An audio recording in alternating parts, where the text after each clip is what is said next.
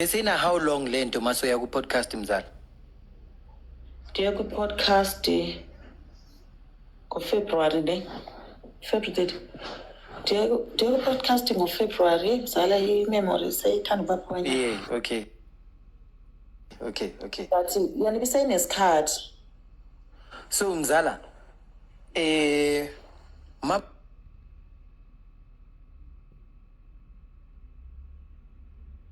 ama DNA or is there anything abayitholile phakathi emntwaneni ekungaseya lapho or akubonakalanga anything? No mzala ngokokwabo even if bethatha something akithi bathi iprove by i-microscope whatsoever. Yes, bahambe bayi-check. Yes, yeah. Bendilapha yakanene bengisithi mzala ubaba wathi kwi-meeting ye-2 ka-December kuthiwa ke emengomumo ke uprincipal ukuthi hayi yena ebengabona isidingo wara lento ayenzekalanga lana ingane transport umile nje ngalokho ne wathi ubaba my husband thina sithi i-DNA wonke umuntu ngaqalwa ngami aqalwe apha ku masithatha ukuthi sonke i-DNA wafakaza umuntu we-Department of Education wathi even if mina ndalikhona pha as i-head mhlambe yakwa-Department of Education ngiyile uyowenza umsebenzi on the day nami benzothi manithathu andithi sonke siya for elimination ubaba wabemengeyodwa into ukuthi masithathwe sonke i-DNA sangithathe kwangasekeni kaDisemba sangithathwe baba i-DNA until kude kube appointed this guy yena ke wathatha ke aba bathathile lo omnye umalume kulo wafonelwa ebeseThekwini uthathwe ngoko recently mzala I think apha kuMarch mayiqala xa iphela apha kuMarch kodwa yazi into engiconfuse mzala if khona i-DNA ethathwayo from abantu kusho ukuthi khona i-DNA ebafuna ukuyimatcha na someone probably. Yes. Right. So makuthatha uprincipal yena uye wathini first time manimbuza? Angithi phela kumele kuthathwe ama DNA ku everyone. Yes. Kaloku principal kaloku wafaka lo mbutho wakhe msana osho ukuthi bona abafuni uye waya kanene ubafo xa ifika wathi yena ndinikezeni isikhathi ngiqale ndabe ndokhuluma nommeli wami kulapha kummeli that means now nimenza umsolwa even if akavumi nizothi ngumsolwa even if uyavuma nizothi ngumsolwa. No. Mzala. Makuthatha ama DNA for everyone. Uprincipal uye wathi can I speak to my lawyer? I-lawyer yakhe came back. Good morning, welcome back to my YouTube channel. So last night Umama Kacoco was live with another podcaster on TikTok and she spoke her truth, everything we've been arguing about and asking ourselves about ukuthi principal wathatha yini ama DNA noma akawathathanga ukuthi indoda yakhe neyawathatha noma akawathathanga nokuthi kwenzakalani ke ngale case nokuthi umenisa waqamba amanga na engakusho ukuthi hayi kukangqengetshe awuzilaleleleke nje iqhubeke ekhuluma nje yonke into. This is an exclusive. So kuthiwa sohlangana lapha eMaluti mzala xa siqala singena egate ye-meeting buze ukuthi mzala is-Mount Elef i-distance from eMatatele from eMaluti to eMatatele for to eMount Elef maybe it's plus or minus 200 kilometers ukuya sengitshela ukuthi sishintshile ivenue kwaliwa Mina mzala i-venue eniya kuyo yile meeting yale kholo itholile right? Yes, mawufika lapha yana ngesikhathi sokuthi ube ku meeting bakufonela or bakufonela before uphuma endlini. Babo ngene egate mzala lapha yana. Kani bakutshela ukuthi meeting bashintsha ivenue yakho? Yes. If you were to calculate 200 meters ngama minutes mzala 200 kilometers. 200 kilometers if we calculate ngama hours or ngama minutes ngabe isikhathi singakanani mzala? 2 hours mzala. 2 hours, okay. To get there. Okay. Yangilwisa ke mnamzala lasho mina ukuthi mina uma ngihamba ngiya kulezi zinto entweni apha case ndihamba nomyeni wami, you know why? Because nenkinga yama-panic attacks mzala. Sometimes i-platform is serious that much. Ngenza ngingabikho right. For instance, especially if uzoqala kusayina izinto, for instance, people have been like advising ukuthi hambe ya psychologist. Mina mzala ukuthi angifeint uma ngiqeda nje ukugcwalisa lela phepha nkosi yami ziye pha. So that is why like sometimes they are drained because I can't just go to a psychologist. Mina ngumele ngibe prepared ukuthi okay ndiyakhona girl qini. I can't just go. Yabo. Sayofika emithingini yemzala buza ukuthi ngiyofika nabantu ngiyofika sengihamba ngedwa nomuntu ka Department of Education uba bese sheke ngasemuva because ngitshela ukuthi kula district manager but sisi mina ngizamile ngikuzamile and mina ne-meeting mina nabo principal so angeke ngikhona ukuthi ngikusize. Imoto ekhona ibhaki and accommodate umuntu oyedwa mina so anisokhona ukuthi ngihambe nobabili either ukuhamba wena okanye uhamba ubaba. Ndathi baba sala ngihamba wathi bebe uzofunda baby sala ngihamba angizobana next nayofika emeetingini masifika emeetingini kwathiwa principal kuphake eza report kwamele ukuthi uzikhiphe nge-11 njengoba buye emshadweni. Yes, khiphe eza report kwamele ukuthi uzikhiphe nge-11 wathi principal mina niphathanga nto mna umhloli zange ngitshela ukuthi ngizothini la kule meeting. Wabuthi akaphathanga nto ke mzala uzonithini kwathiwa nama ngisho ukuthi kwenzakalani ngachaza yonke into mina mzala ngithe ngichaze yonke into wangenelela lapho wathi yena hayi nje ethi kwangena ikhola khokholi eyangena ngizenzile internal investigations mina ku-principal mangicheck itelefoni yesikolo on the day nge-14 akhokhole yangena okanye yaphuma either to a parent okanye to transport guy umalume. That uphosela ntoni wathi ayikho loo nto athi ke yena okay kwathiwa kuyacelwa kumina kusho i-Department of Education baba yacela kuba Lapho leyo question uyiphosa kuye mzala uyisa ku-principal ukuthi nge-14 akekho umuntu omfonele. Why are you lying? ngibuza ke yena uthi yena wenze i-internal investigations ku-telephone so akhokhole yaphuma akhokhole yangena. Okay. So nathi ke mna okay no it's fine yaphuma emeeting ne I thought ngizokhona ukuthi ngihlangane naye umalume we-transport uma ngifike eMatatiyeli kanti akekho umalume nkosi yami useThekwini. Ndamfonela malume ukhona hayi andikho masisi na okay malume ngicela ndiphe i-screenshot sala call eyangena kuwe nge-14 uyayiqonda uba thina sazi ukuba umalume wafonelwa ngubani but uthi umalume wafonela ngicela ndiphe i-screenshot sala call eyangena nge-14. Wait mzala isikolo bafonele wena wafonela umalume or bafonele wena bafonela naye umalume? Isikole sifonele umalume. Okay. Isikole sifonele umalume we-transport. Official akujwayele ukuba njalo mzala ufonelwa mina ufonela umalume. Okay. Ufonela umzali nje. Ufonela umalume ngicela undiphe i-screenshot sale call yangena on the day. Umalume wathi hayi akho nkinga size futhi phone iseyiyona lena and ikhona no Truecaller. Umalume wanifakela ba i-screenshot se-call eyangena nge-14 ka-October 2024 ngo-14:44 for 27 seconds. Inamba yasesikoleni. Inamba yasesikoleni wafonelwa ngubani malume? Ndafonelwa ngu-caretaker sis. Wow. Kanjani? Zange mina ndafonelwa ngu-caretaker. Kanjani? Ndisamile mzala. Kwenzeke ntoni emntaneni wami? Wait.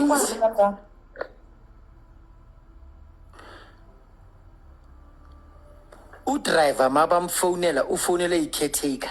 Yes.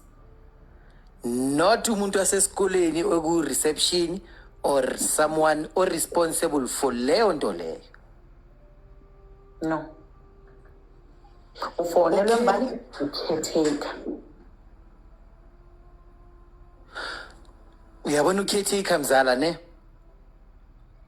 Mina ngifuna ukuthi wena ukhulume mzala wena uyiphathele case. Angithi sesikhuluma thina amaphoyisa waku TikTok mase siphenya. Uyabona mzala u-caretaker Qhubeka mzala. Aphela amandla mzala, I was like, wow. Ngathi, oh, okay, ke malume wathi, ewe sis. Okay. Yabe idlulile kanjalo mzala, ngahamba ngaya kwi-podcast, yaphuma indaba. Kube kanjalo ke mzala wami. So,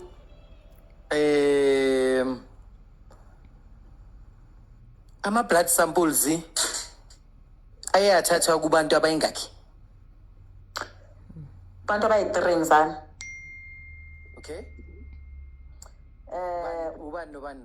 Taker, nomalume A, nomalume B. Into yenzekelile ngamandaba ye-DNA, masithi DNA.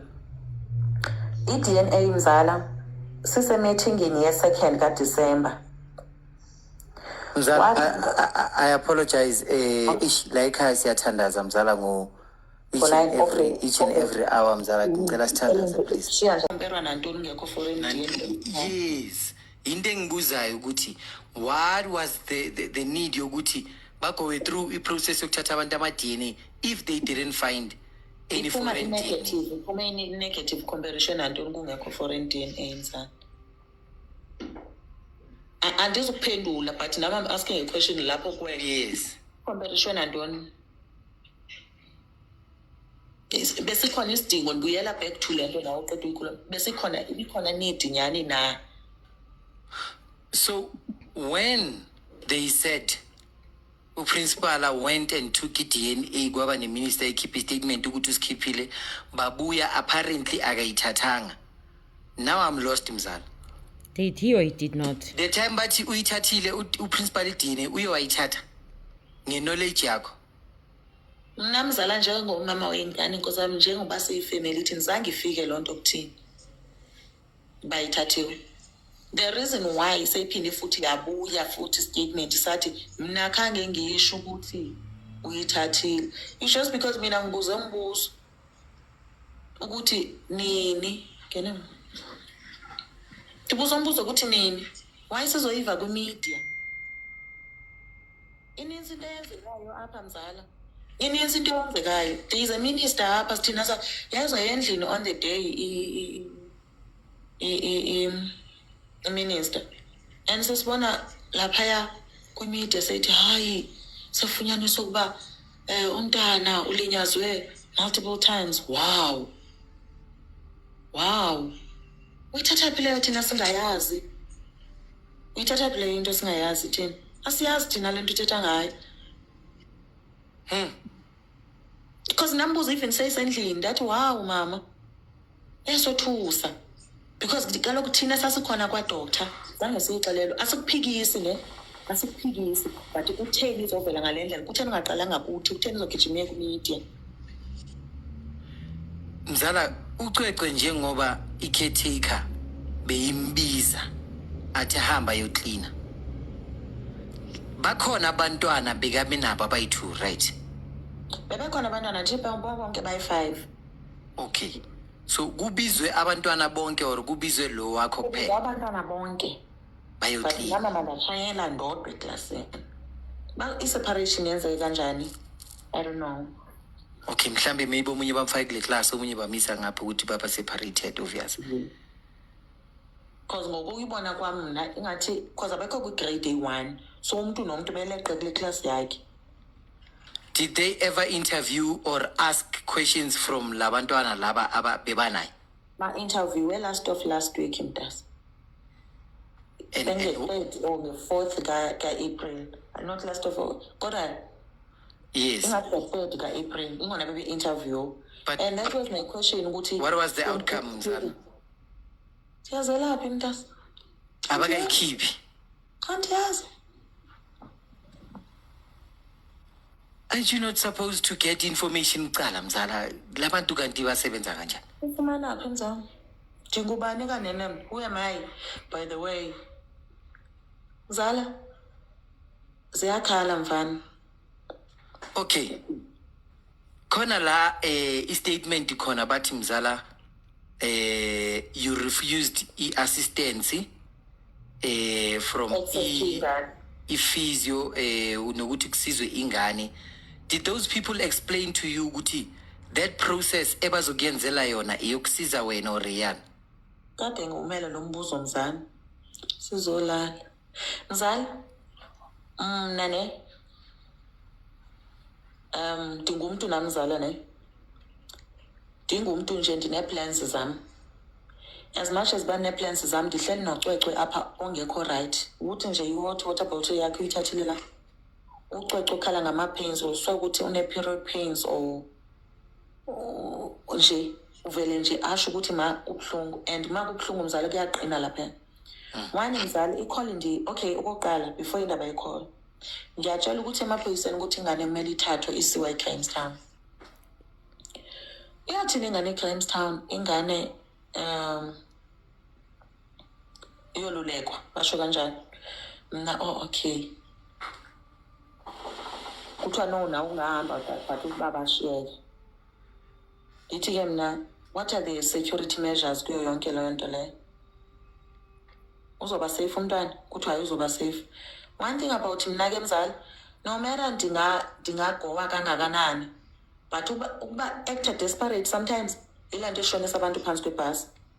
If mna mzala uzondithatha mna uthathe nomntanam, there must be something in writing.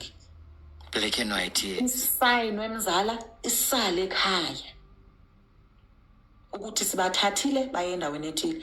Wazongitshela umlomo mina ungitshela ukuthi uzongithathela ingane bese uhamba nengane, never. Ngisebenzela amaphoyisa mina mzala, ngiyayazi ukuthi iphepha kwethu ibaluleke kangakanani. Ngathi mina saphana into ebhaliwe. Aswananga lapho mzala. Oh, so the only reason you refused i-service from bona is because of being black and white? Not in a service per se mzala, ngicacisele kahle. Yisho ukuthi sayifuna ukuthi ingane at least ihambe yoluleka ngasemqondweni ntoni. Sizohamba 2 weeks mzala ziyavula izikolo. Thina hleli nayo ingane la sayazi ukuthi ba-frustrated kangakanani. Mina guys angeke nivele nisuke nithathwe nje. Thina abazali mina aphi wena senomama notata. Ngoba bazala notata zala nogogo futhi ngaphezulu. Mangibashiye nento ebhaliwe ukuthi ingane yami yaphi. Akwazi nzala. Okwesibili nje kuthethwa nge-access. Ndifonelwa mzala ingane esayihambisa sayisa iPortia Epstein kwi-pediatrician nge-7 ka-April ne. Inale pain le nayo. Athi udokotela anazo yini i-relatives esihlala la around. Ngithi mina no asinazo. Samba sonke futhi. Athi no andifuna ukuni-admit ukuthi kanti nje nizodonsa amagazi enganeni. Kuthi kanti ngakusasa amagazi azophuma ethi akukho nto ndibe sendini-admitile. Rather you go home and then mina ngizonifonela nge-8. Kunge-7 mzala. Mina ngizonifonela nge-8. Anginankinga mzala sihambe. Masifika lapha endlini yani-ke ungabi nankinga sihlale. Early in the morning nge-8 sivuke masigezeni bathungu. If it happens ukuthi sifonele ngudokotela because uthe uzosifonela, kufanele vele nje siqubule izinto zethu sihambe sazi ukuthi vele so-admitwa esibhedlela. Kungabi nankinga mzala. Kuthe udokotela engakafoni around 10 ingene ikhona. Psychologist wasemaphoyiseni ufuna ukubona ingane. Mina okay fine ufuna ukubona ingane but sisilindele i-call engangena namanje ethi masibuyele back to kwadokotela. Ingane ayikho right. Kwaba yilokho ke mzala okwasilusayo ukuthi mina angifuni nengane to a point whereby waze wanikeza nomphathi wakhe ifoni. Ngathi buka la command futhi shem ndiyakuthanda because uyadefenda istaff sakho but ingane ayikho right. No matter ingane bekuthiwa ibingazubizwa udokotela. Uzom-interview kanjani, uzoyithatha kanjani, uzoyenza njani isession nengane ehamba kaso cause kubuhlungu isisu, uzoyenza kanjani? Tabuza lowo mbuzo mina ngathi mina nayo inkinga. Okokuqala kwayile psychologist ekuthiwa ngoku mina ngiyarefuse ukuthi ibone ingane is the one engayilwela emaphoyiseni the day engaze ngaphunyelwa isisu khona. Ubuya khumbula kahle ngithi sahamba saye eCockstead. That's the very same person. Kita lo muntu lo sengifonela lapho mzala uthi ndifuna ukuza for the last session nengane. Mina guys angeke nivele nisuke nithathwe nje. Thina abazali mina aphi wena senomama notata. Ngoba abazala notata zala nogogo futhi ngaphezulu. Mangibashiye nento ebhaliwe ukuthi ingane yami yaphi. Akwazi nzala. Okwesibili nje kuthethwa nge-access ndifonelwa mzala ingane esayihambisa sayiphosha Epstein kwi-pediatrician nge-7 ka-April ne inale pain le nayo athi udokotela anazo yini i-relatives ezihlala la around ngithi mina no asinazo sihamba sonke futhi athi no andifuna ukuni-admitha ukuthi kanti nje nizodonsa amagazi enganeni kuthi kanti ngakusasa amagazi azophuma ethi akukho nto ndibe sendini-admithile rather you go home and then mina ngizonifonela nge-8 kunge-7 mzala mina ngizonifonela nge-8 anginankinga mzala sihambe masifika lapha endlini yani ke ungabi nankinga sihlale early in the morning nge-8 sivuke hey masigezeni bathungu if it happens ukuthi sifonele ngudokotela because uzosifonela kufanele vele nje siqubule izinto zethu sihambe sazi ukuthi vele so-admithwa esibhedlela kungabi nankinga mzala kuthe udokotela engakafoni around 10 ingeni call psychologist wasemaphoyiseni ufuna ukubona ingane mina okay fine ufuna ukubona ingane but sisilindele i-call engangena namanje